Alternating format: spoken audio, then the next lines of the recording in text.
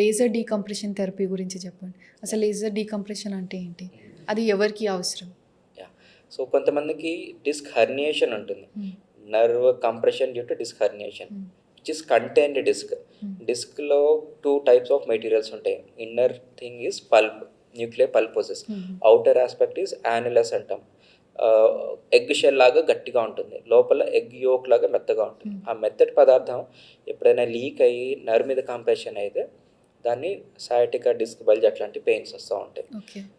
ఆ డిస్క్ కంప్రెషన్ని ఎక్కువగా లేదు, there is no stenosis.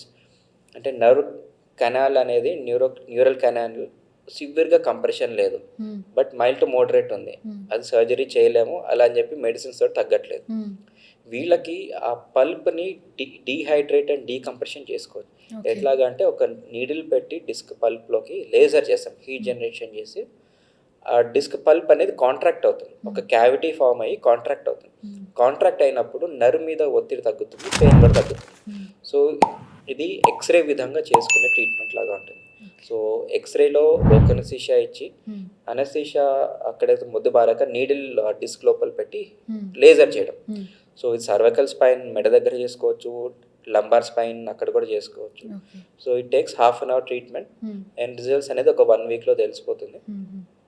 So ఎటువంటి రిస్క్ సైడ్ ఎఫెక్ట్స్ లేకుండా హ్మ్. సేఫ్గా ఎఫెక్టివ్గా చేసే ట్రీట్మెంట్ టు అవాయిడ్ సర్జరీ. అంటే సర్జరీ ఇండికేషన్ లేకపోతే ఇవన్నీ చేసుకుంటాం. ఓకే. 100% సక్సెస్ రేట్ ఉంటదా?